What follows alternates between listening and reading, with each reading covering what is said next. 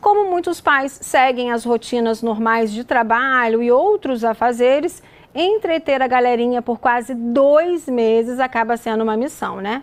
Mas, por mais desafiador que seja, um ponto deve ser prioridade: o controle do uso do celular. A gente sabe que se deixar, as crianças e os adolescentes querem ficar horas naquele mundinho virtual, jogando, assistindo vídeos ou nas redes sociais. Mas não é porque não tem escola que esse uso deve ser desenfreado, né? Entre os prejuízos do uso excessivo de telas estão menos flexibilidade para lidar com situações desafiadoras, impaciência, irritabilidade, sono prejudicado, dificuldade de interação e falta de comunicação. Estudos ainda apontam que o uso excessivo de redes sociais tem ligação direta com o estado de saúde mental de milhões de brasileiros.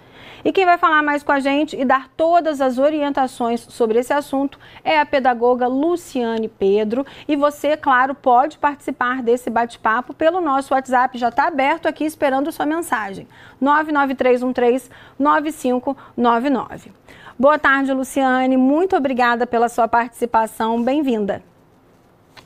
Boa tarde, Sol. Eu que agradeço a oportunidade de participar com vocês desse diálogo sobre o uso do celular, né, entre as crianças e os adolescentes. É um assunto muito importante, ainda mais nesse período que as crianças estão mais tempo em casa, mais tempo à toa, né? Então, vamos começar falando diretamente com os pais e com os responsáveis. Como você controla as crianças nesse momento de férias escolares que acham que podem, eu estou de férias, tenho que descansar a cabeça, tenho que distrair um pouco, mas como controlar esse uso de telas nas crianças e nos adolescentes? Sol, como você bem falou da introdução a essa matéria, né, já é um consenso por vários estudos que o uso excessivo de telas, smartphone, tablets e mesmo, né, muito tempo em frente à televisão, isso não é bom para o desenvolvimento das crianças, em vários aspectos, né?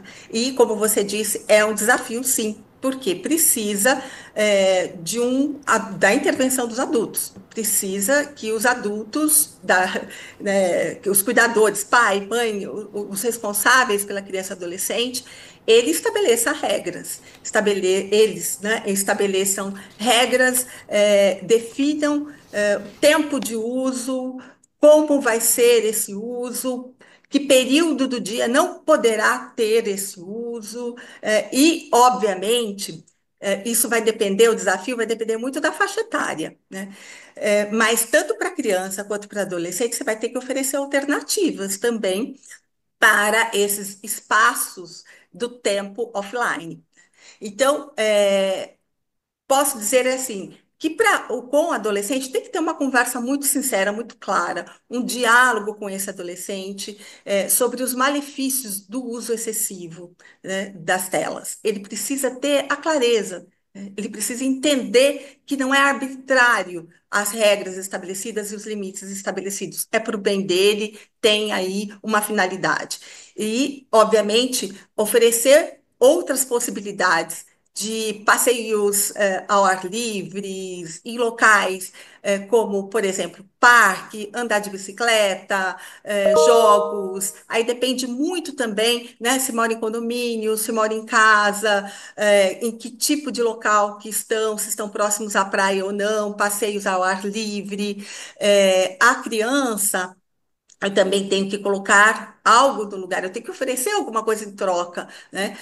Brincadeiras e para o adolescente, continuando também, jogos de tabuleiros, quebra-cabeça, resgatar essas brincadeiras offline que nós praticávamos tanto da nossa infância e que agora as crianças ficam distantes. E para as crianças também, nas crianças menores, né? Oferecer outras possibilidades, outras formas de brincadeira, como, por exemplo, resgatar amarelinha, pega-pega, esconde-esconde, caça ao tesouro, participar da rotina da casa em algum momento, como, por exemplo, ajudar a arrumar a casa, né, com algumas tarefas que eu vou atribuindo para a criança, mas como lazer.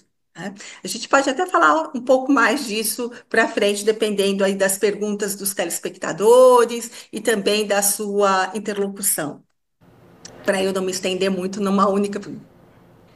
É isso aí, Luciane. Haja criatividade, né? Mas nesse período de férias escolares, as crianças vão passear na casa dos avós, dos tios. É importante que todo mundo respeite a decisão, né, dos responsáveis, dos pais, de diminuir o uso de tela. Principalmente na casa de avó. Casa de avó tem gostinho de infância, né? Vai brincar de outra, vai brincar de bola, andar de bicicleta. É importante também os familiares respeitarem a decisão dos pais de controlar o uso de telas, né?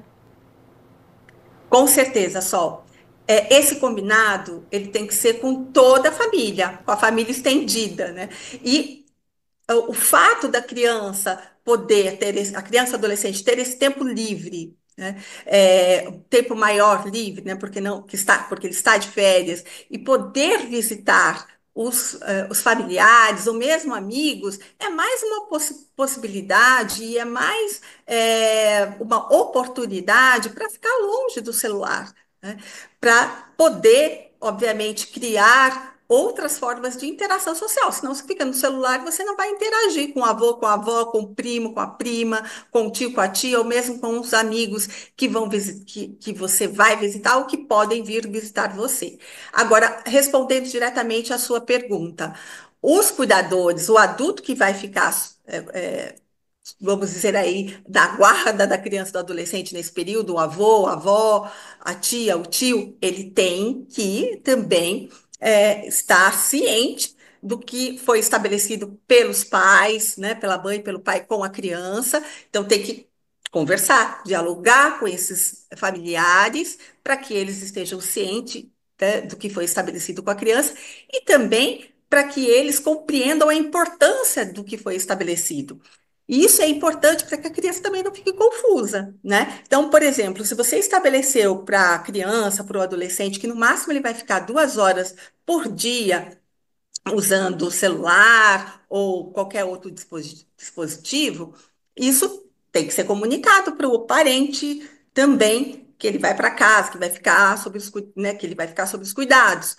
E para que a criança não fique confusa e também não tenha impressão, para que ela entenda, né, de que aquela regra foi estabelecida com sentido e não acho que foi simplesmente uma arbitrariedade da mãe ou do pai. Então, isso tem que estar muito acordado entre todos os membros da família. Luciane, eu separei aqui uma pergunta de um morador de Angra dos Reis, o nome dele é Oberdan. Ele quer saber como perceber ali os sinais de que o uso está excessivo entre os jovens, porque aí acaba liberando à noite um pouquinho o celular, né? Mas como perceber que o uso já está demais, já está excessivo? Tem alguns sinais? Tem alguns sinais. Quando, por exemplo, a gente talvez fale isso mais para frente, não sei, né, mas tem aí tempos determinados, né? Não é que tempos determinados, há recomendações da Organização Mundial da Saúde para o tempo máximo que a criança e o adolescente deve ficar ao celular, na internet por dia. Então, falando de jovem, que foi a pergunta do morador, né, do telespectador. O jovem, se a recomendação da OMS, que é a partir dos 11 anos até os 18 anos, esse tempo não ultrapasse 3 horas diárias. É claro, tirando aí o uso para as questões pedagógicas, né? Mesmo a escola que está agora restringindo o uso do celular, ela admite que ele deve ser usado para as finalidades pedagógicas. Então, retirando esse período que está usando a internet, as redes, para uma questão mais escolar, né, esse tempo de permanência no celular não pode ultrapassar 3 horas, não mais do que isso, né? Então, se o adolescente, se o jovem fica muito mais tempo que isso e já começa a se isolar,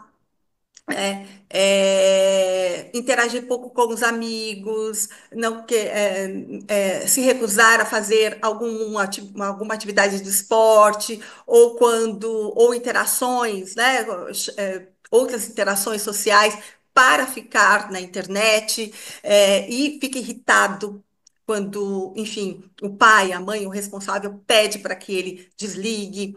para que ele saia, ele mostra aquela irritabilidade, aquela resistência, e isso já é um indício de que ele esteja criando uma dependência e por isso é conveniente recorrer a um profissional da área da saúde, né, da saúde mental, psicólogo, que pode orientar melhor esse pai e essa mãe de como conduzir esta situação.